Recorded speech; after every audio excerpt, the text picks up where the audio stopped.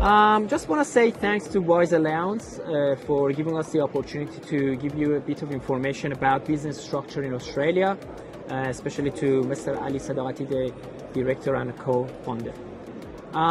In Australia, there are mainly few business structure that you can run your business under. The first one is sole trader. That means if you run the business by yourself and you're not setting up any other structure like trust or company or partnership, that's when they call you a sole trader.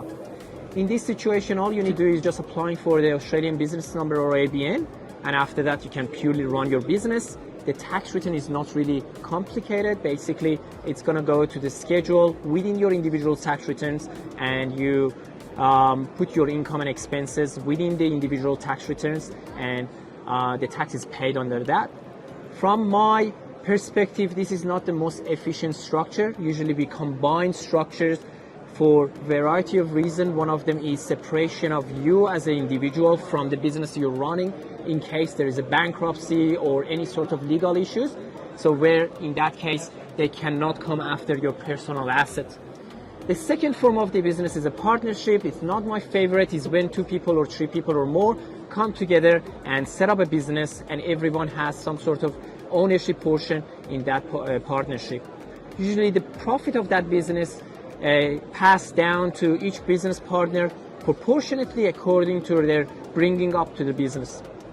The third sort of the business or structure of the business is a trust. The trust is a very complicated structure. There are different forms. One of them is family trust, unit trust, hybrid trust, and so on. The one that we usually set up for our clients is a family trust. There are some positives and negatives within the family trust. The main benefit of having a family trust is the profit distribution. If the business is not PSI and potentially not PSB, the trustee of the family trust has the option of deciding who's going to be the beneficiary is going to entitle to the profit for that year. So within the family trust, first of all, the trust is established using the deed.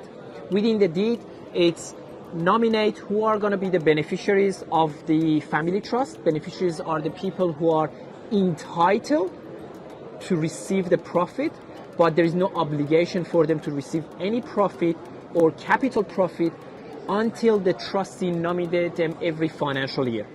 So basically, if you're a mom and dad business and the business is doing good and making good profit, the trustee, that could be husband and wife or husband and wife, they can nominate husband, wife, kids, grandparents, cousins, relatives, anyone within that family group to receive the profit. The last sort of business that can be set up in Australia is a company. Company is one of the preferred form of setting up business. Usually within this structure, there is a director who is making a day-to-day decision of the running of the business, and there are shareholders that the director is responsible and has to act for the benefit of those shareholders. So at the year end, if there is any profit within that business, the company has to pay the 25% or 30% tax.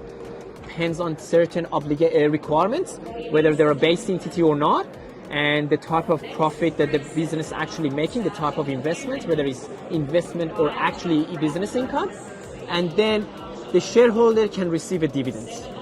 So basically, then within that, there are options where we get involved, and we're looking at every individual circumstances, what sort of structure basically fit. It's not one fit all standards. Sometimes you can combine the trust with the company to minimize the tax. Sometimes it's possible to use this SMSF in conjunction with the family trust to buy the property, commercial property, and then getting that, basically the main business, use or rent that commercial property to run the business through, and then be making the family trust as a shareholder, or using the company as a bucket company. There are a variety of different reasons to set up this. That's when you're coming and getting consultant and professional advice. Thank you.